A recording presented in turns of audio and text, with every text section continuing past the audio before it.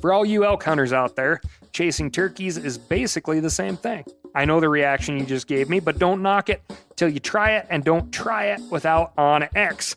The Hunt app will not only help you find new areas on public ground, but I use it to find out landowner info to get permission on private ground that I see birds on as well. OnX Hunt has a special offer for you. Use code CAL to receive 20% off your membership at onxmaps.com/hunt and find more birds this spring.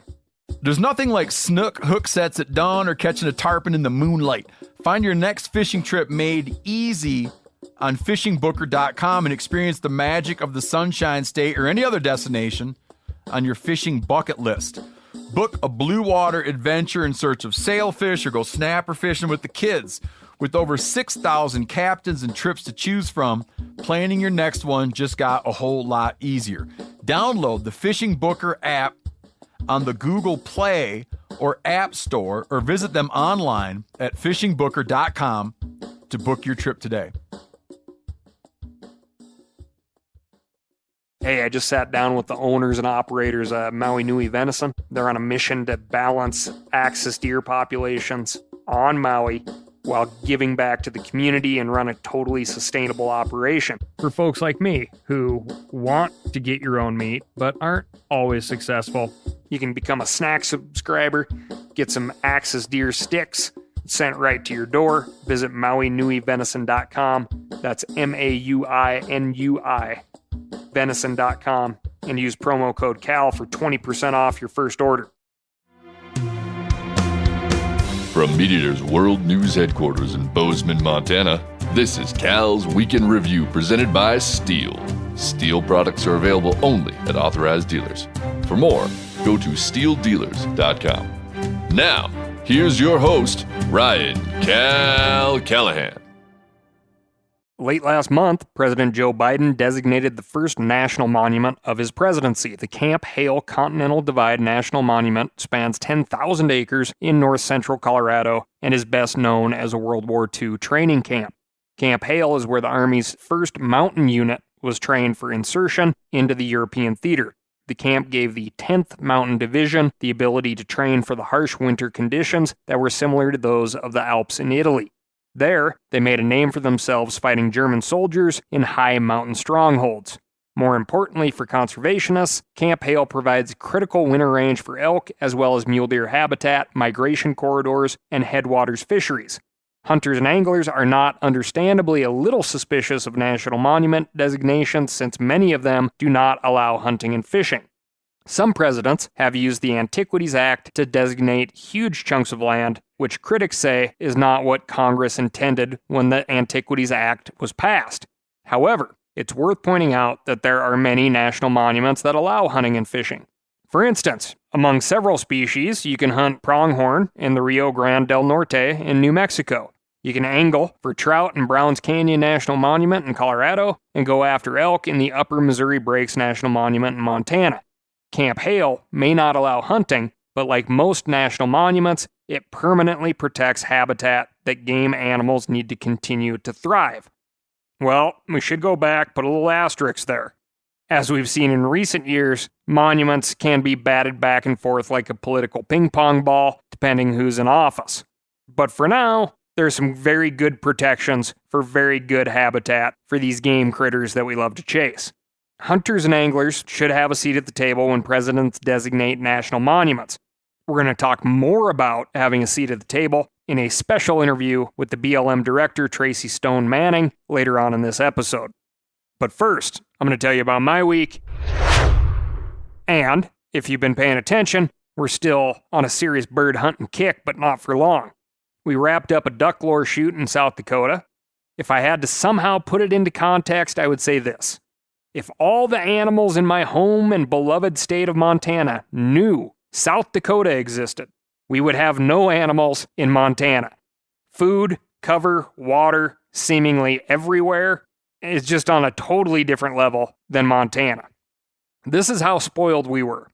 We hunted a mix of private and public land. In order to get private land access, we did what everybody did, which was call and knock on doors and put on a lot of miles on the vehicle trying to track down the appropriate landowner, which is hard to do, right? Like, as you may know, custom farming is so prolific now that often the person who has the farming rights also has the hunting rights, but the person who can give the type of land access permission that we need in order to be able to film is the actual landowner, not just the acting agent of the landowner. So in order for us to get permission, we had to get permission from the person who had the hunting rights and the person who owned the property.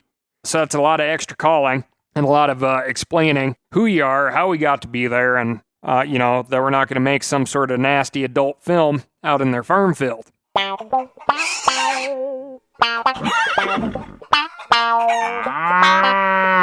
Anyway, once we got that permission secured, or if we were just going out on freedom-loving Americans' public land, we basically never stopped seeing birds. Gadwall, widgeon, teal, like crazy everywhere. Big flocks of mallards, not necessarily everywhere. Lots of geese. We were so confident in the ducks sticking around that out of 3 days of hunting, Sean and I only fired at one group of ducks together, meaning that he and I would alternate. A flock would come in, Sean would shoot one duck and send his dog. The next flock would come in, I would shoot one duck and send out Snort. It was a retiree type of hunting, relaxing even. Currently, the limit in South Dakota is 6 birds, only 5 of which can be mallards, only 2 of which can be canvasback, only 1 of which can be a bluebill. Out of those 6 birds, there can only be 2 hen mallards. You got to know your regulations in every state, I'll tell you that. It actually makes it more fun, more interesting, because before you pop up and pull that trigger, you got to do some real species and sex identification. That's tough on a bird that moves as fast as a canvasback. Now, for what you really want to hear, the Snort report. Snort, I have to say, is like a seasoned professional, especially when she's sitting right there next to a puppy. At this point, I believe she knows if the shooter will kill the bird before the shooter does. I can guess at this by watching how seriously she considers the incoming waterfowl. If she is on her toes, kind of shaking a little bit, chances are that duck is going to fall. If she is content laying down with just her eyes working, well, maybe we should have let that group pass. Snort is very pro on her marks, as in she can identify where that bird fell very well. She has a great to possibly fantastic nose, but we're still working on some things. She isn't super pumped on handing me the birds. She'll carry birds for miles, but isn't a real believer in a strict handoff routine, which is something that we can work on. But what's more concerning is she is still very territorial around the dead birds that she has retrieved. Sean's puppy Case, who is a sweetheart and also built like a little brick shithouse, ended up on the business end of this little yellow dog a couple of times. Needless to say, we did some serious work on adjusting the possessive attitude. This is the only dog I've ever had behave this way. I don't mind a tough dog, but I do very much mind a dog that would hurt another dog for no reason. Snort's not biting hard enough to break skin or anything, but she's definitely biting, not just nipping at another dog, which is concerning. Vet bills are very common as a dog owner, especially to a dog owner that runs their dog hard. We don't need any additional vet bills caused by bad behavior. Anyway, and as I said, this week we have a very special episode lined up for you. As I mentioned in the intro, I recently had the opportunity to sit down with the director of the Bureau of Land Management, Tracy Stone Manning. Director Stone Manning was appointed by President Joe Biden in April of 2021 and confirmed by the Senate in September of that year. Prior to that, she served as the director of the Montana Department of Environmental Quality, the chief of staff for Montana Governor Steve Bullock, and as a vice president at the National Wildlife Federation. We tackled a bunch of different topics in our conversation, including what the BLM does, what the agency is doing about landlocked public land, how oil and gas leases are related to energy production, and what kinds of renewable energy projects are coming down the pike. I also asked her about her own experience hunting and fishing and what her message is to the outdoor community. As the BLM director, Stone Manning is responsible for managing 245 million acres, That's the largest chunk of any federal land management agency, and her decisions affect thousands of hunters and anglers who use those lands every year. Stone Manning has been affiliated with some controversial environmentalist groups, and I know not everyone who's listening supported her appointment. But, like the director says at the end of our interview, it's important to stay in communication with our representatives and policymakers, no matter which party they belong to. I was grateful Director Stone Manning took time out of her busy schedule to talk through some of these important topics. So, without further ado, here's Director Tracy Stone Manning of the Bureau of Land Management. So, Bureau of Land Management in the West is, either the greatest thing or the hand of government overreach, depending on who you talk to. I mean, as you know from your time here in Montana, county to county, the High Line to Southwest, the opinions can vary greatly. I feel like many people see the BLM as an incredible place to recreate, and others don't honestly know what the acronym means. But those lands are really set aside for means of profit, for means of making money. And there's grazing leases, there's mining leases, there's all sorts of means for extraction. And one of the interesting things that you stepped into was this moratorium on mining leases that Biden initiated when he came into office. And now we've seen that the lease process is now back and open for business. Is there such a thing as balance on BLM land, or is that system of management something that the recreational user needs to just assume that those lands are first and foremost set aside for some form of extraction, and then recreation second? So let's start with what it stands for, the Bureau of Land Management. We have the incredible responsibility to manage 245 million acres that all of us own in common. And our job is to deliver both on our multiple use mission, multiple uses being everything from what you just talked about, going out and shooting an antelope, to developing energy. And so it's our job to make sure that we're able to do those things into the future in a sustainable way. And it's what makes the work really interesting. When I travel around the West and I talk to my colleagues at the Bureau, I say, "Why? What keeps you here?" And they typically say two things. They say the people, like we love working with people, with our colleagues, and our mission, because our mission is hard. And it's really challenging, and it's really important. So if we do our jobs right, we balance those uses and we implement the laws as they were intended. And in regards to the implementation and balancing, where does BLM work with or interact with the state management plans that may be in place? So states are a huge partner of ours, right? We have a bunch of habitat, and they manage the wildlife that relies on that habitat. So we have to work really closely with them and with tribes as well, and of course with our neighbors who are private landowners too. I see it as we can't do our work without really closely working with the states, and I hope that the states see they can't do their work unless we do our jobs right.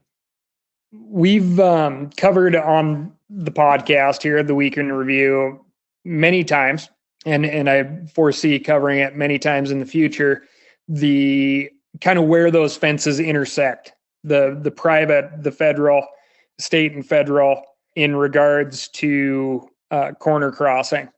And recently, this has been in the works for a while, but the BLM had a public call to take submissions on basically like coordinates, the location of landlocked or inaccessible federally managed lands, Bureau of Land Management lands being the primary ask. And I wanted to ask you, while I have the opportunity, to see how that ended up and where will those submissions go from here. So I was really excited about this work because, hunters and anglers and recreationists are not only sort of vital to our mission, they're our eyes and ears on the ground, right? And who better to tell us about where there are landlocked parcels than the people trying to access those landlocked parcels? So as a part of the Dingle Act, we were asked to go ask the public, hey, what lands can't you get to that are public that you want to be able to get to? And the response was overwhelming. We got like 6,000 submissions. I mean, some of our sister agencies got like a couple dozen. We got 6,000, right? And that tells me that people really, really care about these lands and the ability to get to them. And, we all know what we're talking about, right? We could pick up 100 acres or access across 100 acres to get to 10,000 acres behind it, right? That's the kind of genie in the bottle we're trying to let go here. So after we went and asked the public, hey, what do you got? They gave us 6,000 responses. We did a whole lot of work, and our initial priority access list includes about 712 distinct parcel that covers 3.5 million acres across 13 states. And what that is for us is an initial roadmap on how to really focus Land and Water Conservation Fund acquisitions. Like, it just gives us a to-do list to go open up 3.5 million acres across 13 states. But we're not done, right? The portal is still up when we're asking the public again for more recommendations. I have to ask, what would a potential timeline be on land acquisition or the creation of easements to landlocked public land? I imagine there's many projects that are already in the works, but do you have anything on the near horizon that you could share with us? Yeah, well, way back in the day, my very first real job in conservation was running the local land trust in Missoula, Montana. And it's where I learned that private land transactions are just that, right? They're private and they take the time that it needs to take for the landowner to feel comfortable about the project. So some of them happen really fast. Some of them take years. We've got a pipeline of projects that we are just continuing to work through. And there's really good news in that the Land and Water Conservation Fund, as I'm sure your listeners may remember, is now not only permanent, but it's permanently funded. So we know that there are resources and dollars out there for us to spend. And so it enables us to be much better about getting projects in the pipeline. We're not thinking like, well, maybe we'll have money next year. Maybe Congress will give us that money. Maybe they won't. Now we know it's fully funded and we can just start being really methodic about how we go about the work. That's great to hear. For all you elk hunters out there, chasing turkeys is basically the same thing. I know the reaction you just gave me, but don't knock it till you try it, and don't try it without OnX. The Hunt app will not only help you find new areas on public ground, but I use it to find out landowner info to get permission on private ground that I see birds on as well. OnX Hunt has a special offer for you. Use code CAL to receive 20% off your membership at onxmaps.com/hunt and find more birds this spring. Now, a lot of you guys are familiar with the old hunting tradition of eating, some organ, the heart or a chunk of liver off the first animal you kill. I had that when I was a little kid, and it was a big deal. Organ meats were always prized by frontier people who knew the importance of getting a lot of different minerals and nutrients. And as often is the case, those guys were onto something, because organs are among the most nutrient-rich foods on the planet. And you can get the same benefits your ancestors craved via convenient daily capsules from Heart and Soil, made exclusively from regeneratively raised, grass-fed, and finished cattle. Heart and Soil's unique freeze-drying process means all those important nutrients are trapped in, ensuring you experience every one of the benefits of nature's superfood in a clean, convenient, taste-free capsule. Find out more at heartandsoil.co. And make sure to use code MeatEater for 10% off your purchase. That's heartandsoil.co. Use the code MeatEater. You ever get that feeling you're stuck inside staring at screens and a primal urge kicks in? You crave wide open spaces, fresh air, the chance to connect with the land.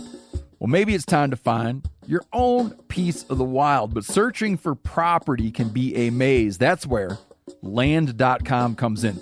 They got millions of listings across the country, from mountain ranches to hidden fishing holes. Their search tools are like a seasoned guide helping you narrow down what you want. Land.com isn't just about buying and selling. It's about finding a place to hunt, fish, explore, or simply sit by a campfire and listen to the crickets. So head over to land.com today to turn one day into today, because trust me, there's nothing quite like the feeling of standing on your own piece of earth. With Secretary Holland at the helm, we're starting to see, I would say, a much stronger voice in regards to tribal representation. And one interesting topic that does come up when we start talking about the Bears Ears Grand Staircase Escalante National Monument is access in regards to, sure, the land is protected under a monument, but can we actually use it? And that argument then extends on to how will our ability to access the ground and state managed wildlife possibly change with more tribal management representation? That's kind of a mouthful. I apologize for that, but I'll leave it as this. Do you see any minor or major changes in the near future with an increased tribal representation in regards to land management? I think it's going to make us smarter and better about how we manage land. Let me back up before we dive into Bears Ears. Let me just back up for a minute and be clear. The BLM is committed to building and maintaining strong relationships with tribes and upholding our trust and treaty responsibilities. The president has asked us to do that. The secretary has asked us to do that. It's the right thing to do, of course. And we can go deeper in the work, meaning that we can really explore and build meaningful processes to engage with tribal nations and incorporate indigenous knowledge into land management decisions. So, for example, I had the incredible fortune to spend a week this summer up in Alaska learning about subsistence. Folks who have lived off the land their whole lives, folks whose peoples have lived off the land for a millennia. And they had very specific information and knowledge, for example, about caribou migrations that we need to know that will make us better at managing land up there. So that kind of engagement with tribes who have been on the landscape and living off the landscape for a long, long time is just going to make us better land managers, right? And when it comes to Bears Ears, I think there's a misconception out there in the hunting world, and I get to say that because I'm one of them, a hunter, that monuments are closed to hunting, and that's just not always the case. So, I have a friend. I can still see the picture in my mind's eye. This beautiful tom turkey that he got in Bears Ears. That's going to continue, right? The work that we're doing with the tribes will help inform our management plan and help create our management plan. But that plan is also being created with the public through the laws that guide monument planning. And so I would really urge the public to engage in the planning process. We try to leave that takeaway on almost every episode. Yeah. We live in a democracy, right? Engagement matters. Yeah. Absolutely. That's great. Boy, what a phenomenal opportunity. I wish we could fill up many hours on the topic of subsistence, but that sounds like a great experience, great opportunity up there. It sure was. And it reminded me like what a remarkable thing that there are places in our country where people still live off the land. that there is not a Walmart. They are literally living off the land, and our human culture has lost that in large ways across the planet. And to make sure that we protect that into the future is just so important. Now, if you, as a hunter, could choose one species to subsist off of, what would it be? Elk. That was a quick response. Cow, elk, to be clear, if I'm going to get really specific. Great. You're a Navy family, so prior to Montana, where did you come from? I grew up outside of Washington, D.C., and when I was 22, got in a little car and drove to Missoula, Montana, and never looked back until this job. That's wild. And so did you start hunting in Montana? I did. I started hunting in my early 30s. My husband and I had a piece of property just outside of town, so I had the outrageous privilege then of harvesting meat on land that I lived on. Excellent. Whitetails, I imagine. Muleys. Oh, mostly. Cool. Yeah. Yep. Yes. And then have you gone after the big antlers? Have you put in for draw tags? What's your hunting experience? I am all about the freezer. So I've not gone after the big tags. I'm really interested in filling my freezer with beautiful meat. I'm a pragmatist when it comes to hunting. That's fantastic. That's better news for me, because I can't draw anything as is. So one less name. I mean, we're also Montana. We're so lucky that just on a general license, you can do a pretty nice job of feeding yourself. Oh, absolutely. And I do think that, we always grew up where the trophy, the big antlers were certainly on your mind, but you weren't going to pass up something smaller that was guaranteed. Exactly.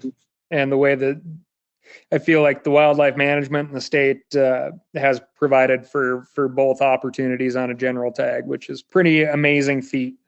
Yeah, exactly.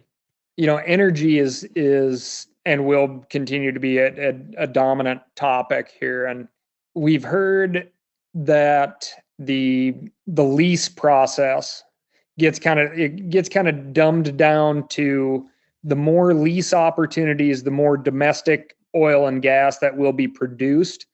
Again, I had this in the notes, but my one meeting there at the Department of the Interior, the meeting room that we were in was full of drill bits and fracking implements and things like that. And it seemed very straightforward that Department of the Interior, BLM, we're here to extract and have energy at top of mind. But how true is it to say that the amount of leases directly correspond to the amount of oil and gas produced here in the U.S.? Well, I think we could probably just look at the numbers, right? There are about 23 million acres of land under lease right now for oil and gas production. Only half of those are being produced. So there are roughly, 11 million acres or so, give or take, of lands that are under lease that the companies haven't even asked for a permit to drill on yet. There's also almost 9,000 permits to drill in hand for oil and gas companies. They have the right to go drill and use those permits today. They have made a choice not to do so in many cases. And that's a business choice, and it's their choice to make because they have the right to do so. So I think that the supply issue is very clear. The supply is there. It's there for the taking. There's almost 9,000 permits. There's almost 10 million acres of land under lease. And the next step after the lease is to go get the permit. So there's plenty of supply out there is what I'm trying to say. And I'm not going to, guess on why companies choose to or choose not to activate those permits. I imagine BLM land is going to be a huge part of renewable energy production as well. Are we seeing an increase in leases or permitting for wind, solar, etc.? We sure are. So there's the Energy Act of 2020 has asked us to, and President Biden has asked us to permit 25 gigawatts of power on public lands by 2025. And so we're seeing with this national commitment to turn to a clean energy future, we are seeing a big uptick in companies looking for permits for both solar and wind and to some extent geothermal. And there are some places where development is underway in really sort of remarkable ways, like down in the California desert. There's a plan there that was put together over 8 years where all these people came to the table and said, okay, where should we have development? Where should we have solar? Where should we protect desert tortoise? Where should we allow for motorized rec and non-motorized rec? And remarkably, folks came to agreement. And now we're implementing that plan. And because all that work was done up front, the work for actually getting the rights of way out the door on the solar projects is all the much easier, and it's going all the faster because all that front end work was done about determining where it was appropriate to do the development. We have 3 minutes left. I really want to make sure that you have the opportunity to address our crowd. This is a conservation specific podcast. It's a hunting and angling crowd. And if you have anything you would like to say specifically to our crowd, I definitely want to make sure that you have the opportunity to do so. Yes, please. Already you're engaged in things about hunting and fishing because you're listening to this podcast. So thank you for that. And I would ask that you take that engagement and do the work to make sure that your kids, your grandkids get the same kind of opportunities that we all have today. It is the fact that we have 245 million acres of public lands on which to go recreate and hunt and fish didn't happen by mistake. It happened because people worked really hard for it. And the fact, everybody knows who's listening to this, the fact that we still have robust game populations in many places is because we worked hard on conservation measures that were funded in part by, receipts off of ammunition and funded in part by people who really care. So my ask is that people stay engaged in making sure that we have, as the climate changes around us, as habitat changes around us, we have to stay all the more engaged to ensure that wildlife have places to roam and that our kids and our grandkids have access to them. And what would be the best means of engagement? Not to hedge, but it depends. Right? It depends on the person. Some people are introverts, some people are extroverts, and it depends on where you live. But typically, in pretty much every town in America, there are local groups that do everything from river cleanups to advocating state legislatures to advocating the federal government. Find those local groups and volunteer. So many of us started our careers as volunteers, and it doesn't mean if you're volunteering, it doesn't mean that you need to jump into a career in conservation, but it sure makes where you live a better place, sure makes your community a better place. Excellent.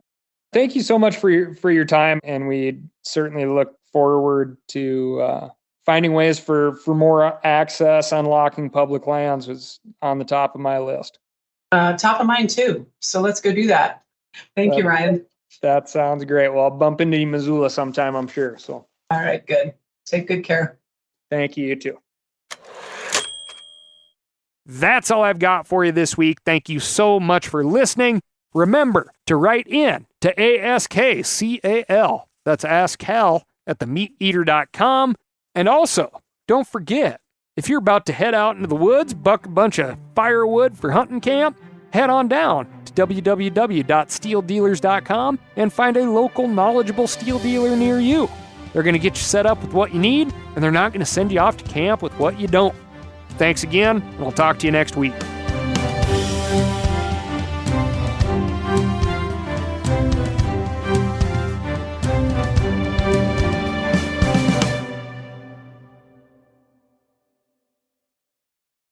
I'm sure a lot of you guys remember the old ceremonial hunting tradition of eating the heart out of the first animal you kill.